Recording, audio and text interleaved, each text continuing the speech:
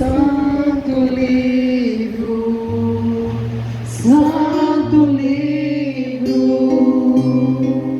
louvado seja Deus por seus autores, louvado seja Deus por seus leitores. Santo livro, santo livro, santo livro que me ensina a contemplar. Santo livro, de ler com amor e com fé. Santo livro, certamente viverá melhor. Evangelho é a boa nova que Jesus veio ao mundo anunciar. O Evangelho é a boa nova que Jesus veio ao mundo anunciar. Ele é o caminho, a verdade e a vida da ovelha já perdida que o Pai mandou salvar. Ele é o caminho, a verdade e a vida da ovelha. Segundo Marcos, foi escrito antes de Mateus, Lucas e João. E procura responder à pergunta: quem é Jesus? Para evitar distorções em seu segmento. Aparentemente, uma pergunta com resposta evidente. Mas não é tão óbvio assim. Na comunidade do Evangelho, um diz que ele era João Batista, outros que era Elias, um dos profetas ou Messias. E dentro da categoria de Messias, cabia muitas concepções diferentes da proposta de Jesus: poder, dominador, glória, triunfalismo e violência. Hoje também, dentro da referência a Jesus e dentro do cristianismo, há muitas concepções diferentes e mesmo díspares: rei triunfante, sacerdote, psicólogo, economista, revolucionário, monge, espiritualidades voltadas apenas para a glória e para o transcendente, sem atenção à realidade social ou vice-versa. Então o povo aguardava um Messias que chegasse como rei, que chegasse dominando territórios, que chegasse derrotando inimigos. Mas Jesus vem colocar diante de nós a sua postura de servo sofredor.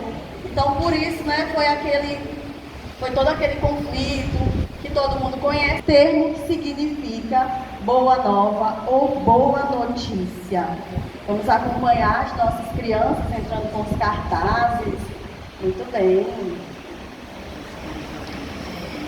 Esse termo era muito usado no Império Romano para divulgar as notícias de interesse do Império e os do imperador. Por exemplo, era usado para anunciar o imperador como filho divino e salvador, por ter estabelecido a paz sobre a terra.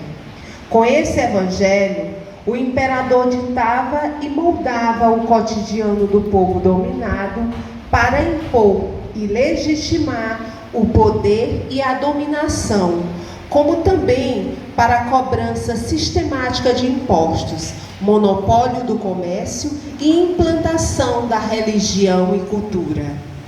Para Marcos, a Boa Nova é o nascimento de Jesus Cristo, sua vida, morte e ressurreição.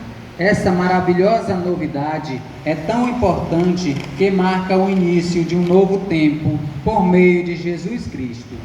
A continuidade do Evangelho depende das pessoas que praticam os ensinamentos de Jesus em todos os tempos e lugares. Depois que Jesus passou pelo mundo fazendo bem e ensinando a boa notícia do reino de Deus, foi morto e no terceiro dia Deus o ressuscitou. Os servidores e seguidoras formaram comunidades para viver aquilo que ele ensinou, mas ele não deixou por escrito a tradição oral daquilo que Jesus disse, passaram-se os anos e muitos dos que viram e ouviram Jesus já haviam morrido e algumas hereses começaram a seguir. Então, o Evangelho de Marcos foi o primeiro dentre os 4 evangelhos a ser escrito pelo ano 70 a.C.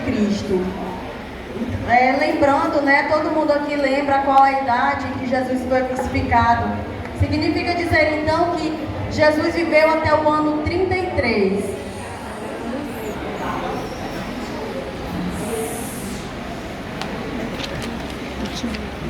Jesus viveu até o ano 33, mas como a história do povo de Deus é escrita dia após dia, é escrita pela comunidade, é parte disso tudo que a gente vive aqui, inclusive hoje, mesmo tendo se passado tantos anos após a sua crucificação, os evangelhos foram sendo registrados de acordo com as experiências do povo. Por isso, mesmo tendo sido morto no ano 33, o primeiro evangelho escrito é o de Marcos e é somente no ano 70. Este evangelho possui ainda mais algumas particularidades. Vamos conhecê-los. É o mais curto dos 4 evangelhos. Tem 16 capítulos e 661 versículos. E no Evangelho de Marcos, a gente nota algumas coisas diferentes, com relação ao Evangelho de Mateus, que é o Evangelho que a gente acompanhou durante todo esse ano litúrgico, anual. Ausências. Não temos a genealogia e a infância de Jesus, e nem o Pai Nosso, e nem as bem-aventuranças.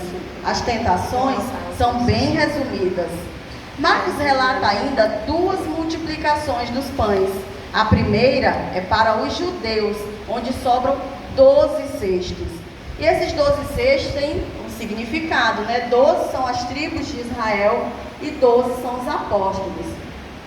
E a segunda é para os pagãos, onde sobram 7 cestos. E 7 é o número de diáconos gregos, lá em Atos, e o número das nações pagãs. Quem é Jesus de Nazaré?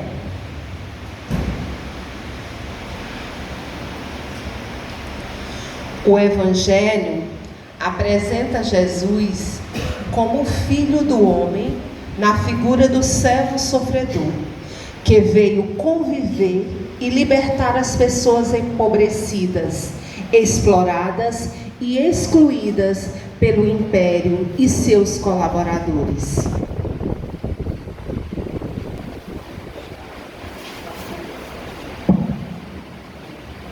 Eu sou o caminho, a verdade e a vida.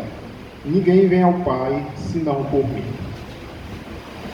Vão pelo mundo todo, proclamem o Evangelho a toda criatura. Quem acreditar e for batizado será salvo. Quem não acreditar será condenado. São estes os sinais hão de acompanhar os que tiverem acreditado. Em meu nome expulsarão demônios, falarão novas línguas, pegarão em serpentes, e ainda que bebam algum veneno mortal, nenhum mal sofrerão. Imporão as mãos sobre os enfermos, e estes ficarão curados. Proclamou o reino de Deus para todas as pessoas, independentemente da etnia, da classe social, do gênero e da religião. A sua fidelidade ao projeto do reino, da justiça e da fraternidade o levou a um confronto com os poderosos do seu tempo e, consequentemente, à cruz. Mas Deus o ressuscitou. O segmento de Jesus, esse evangelho apresenta mulheres e homens que seguem Jesus desde a Galileia até Jerusalém, vivendo e aprendendo com ele. Dentro de suas limitações, esse grupo assumiu a causa do que se fundamentava na justiça e na solidariedade no meio das pessoas que estão às margens da sociedade, como mulheres, pobres, estrangeiros, crianças e doentes. Neste ano B que se aproxima, a liturgia nos presenteia com o Evangelho de Marcos. Que a leitura e a meditação do Evangelho de Marcos sejam para nós e nossas comunidades um convite para renovarmos a nossa fé e o nosso seguimento de Jesus na construção do reino de Deus. Que possamos deixar cair na terra do nosso coração a ordem de voltar para a Galileia. E aí nós temos um rápido poema. Todos aqui, por gentileza.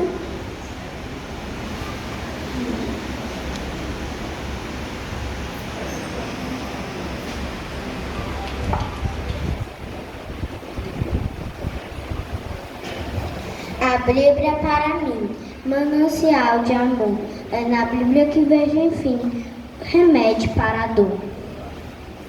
Na Bíblia encontro solução, suas páginas me iluminam a cada dia. Mesmo sabendo, Estão todas dentro do meu coração. Quero ser fiel a Cristo, sempre com alegria. mesmo sabendo pouco, tenho a Bíblia no meu ser. Quero cada dia com segurança, poder amá-la até quando morrer. Foi lendo a Bíblia que um dia achei esta felicidade transbordante. Alegria completa eu sempre terei, meditando neste livro tão brilhante. O amor relevado por este livro é tão sublime que não se pode comparar à Bíblia. A nós de completo ensino. Ensina como andar e o nosso próximo amar. Na Bíblia, encontramos a luz divina nos conduzindo pelo caminho deste mundo, que vive em trevas sem saber o seu destino. Só com a Bíblia poderemos ter um real ensino. Foi na Bíblia que encontrei que aprendi a caminhar. Sua mensagem nos conduz ao céu de luz. Em cada passo, fique sempre a meditar neste caminho que nos leva a Jesus. Todos, por isso, devemos amar a Bíblia e ler constantemente suas palavras, guardando-a em nossos corações e proclamando com alegria. Tu és o mais belo livro e por isso te saudamos neste dia.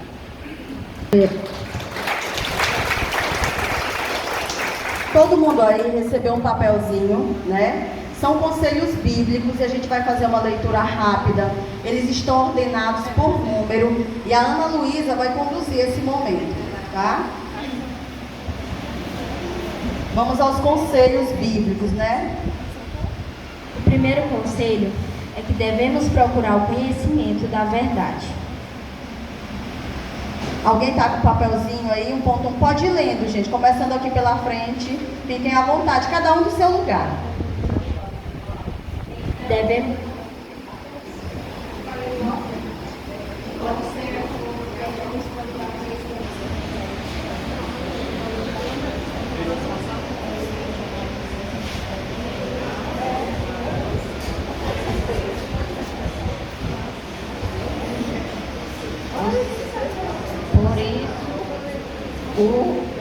Por isso, ó Israel, tu perecerás hoje e também perecerá contigo o profeta. Uma noite reduzirei tua mão ao silêncio. 1.2. Pode ler do seu lugar. É o momento de a gente fazer a partilha. Creuzinha. 1.3, pode se organizando.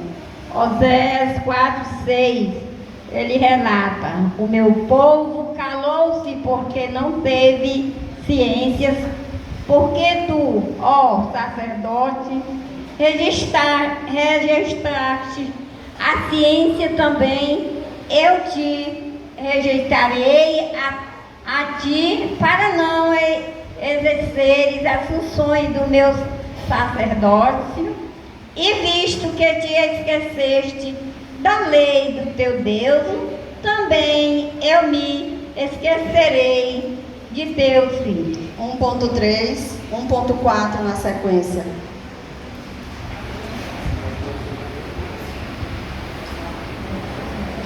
Isaías capítulo 5, 13.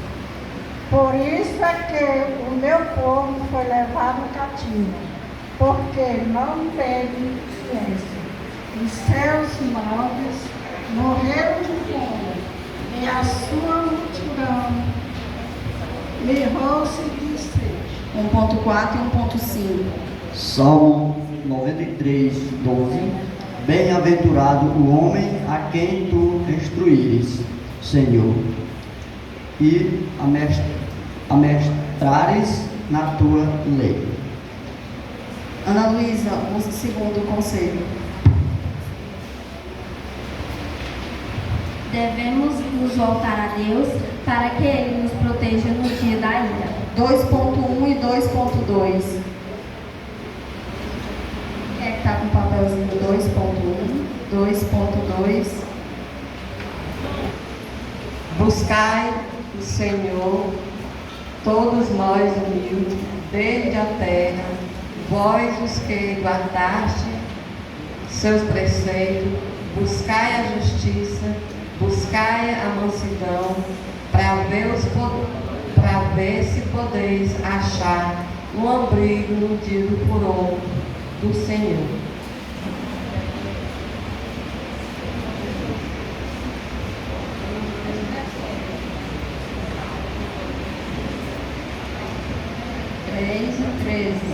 A fim de suavizar nos dias maus, até que se abra a cova para o pecado. Deste aos que te temem um sinal, para que fujam diante do ato, para que sejam livres os teus amados. Conselho 3, Ana. Ouvir a advertência e a admoestações de Deus através de seus profetas e fazer penitência. Alguém está com o papelzinho de número? Amós 3:6. Soará a trombeta numa cidade sem que o povo se assuste? Acontecerá alguma calamidade numa cidade que não seja por disposição do Senhor? Nota. Calamidade numa cidade, ele fala que calamidade de castigo, de guerra, fome, pestilência, desolação, etc.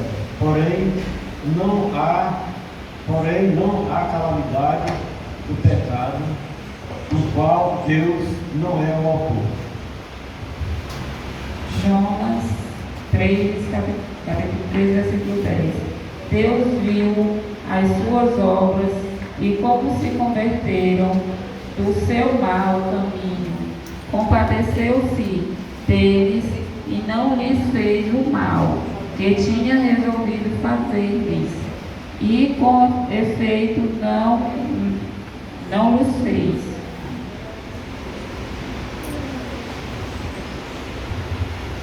Jonas 3.9. Quem sabe se Deus se voltará para nos perdoar e se aplicará o furor da sua ira, de sorte que não pereçamos. Conselho 4. Manter as tradições e não conseguir os falsos ensinamentos. Alguém tem algum papelzinho 4 ponto alguma coisa para a gente fazer uma partilha? Porque virão muitos em meu nome, dizendo, eu sou o Cristo, e seduzirão muitos. Além disso, a igreja prega o Cristo crucificado. Mateus 24, 23. Então, se alguém vos disser, eis aqui está o Cristo, ou ei-lo acolá, não deis crédito. Mateus 24, 24. Porque se levantarão falsos cristos e falsos profetas, e farão grandes milagres e prodígios, de tal modo que, se fosse possível, até os escolhidos seriam enganados. Alguém? Mateus 24, 25. Eis que eu preveni vocês. Versículo 5. Jesus começou a dizer: vedes que ninguém vos engane.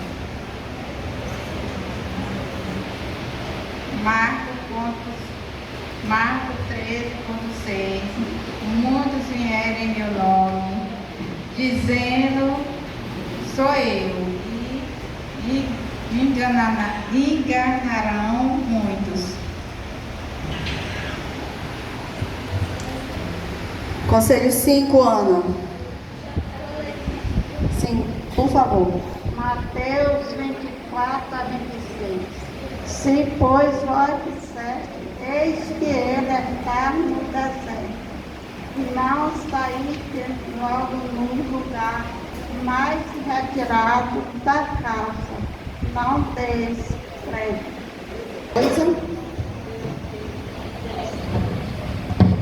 Apocalipse 13, 17.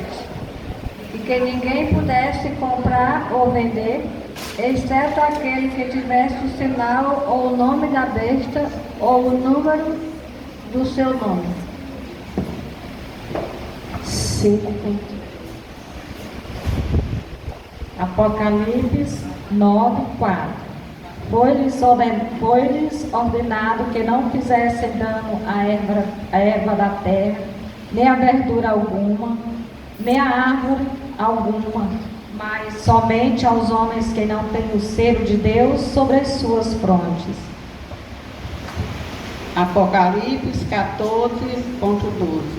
Aqui está a paciência dos santos que guardam os mandamentos de Deus. Apocalipse 14:10.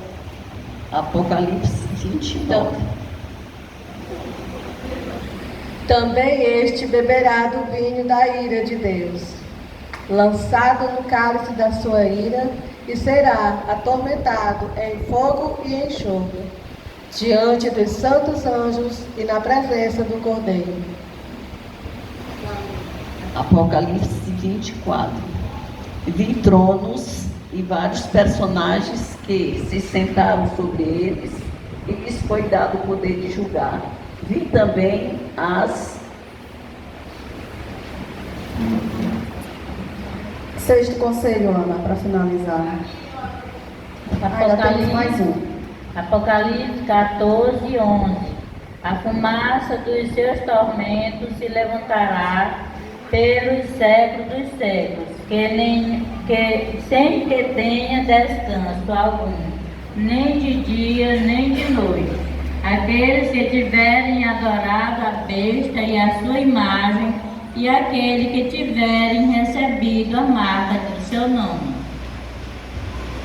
Estar em estado de graça e manter-se longe dos pecados.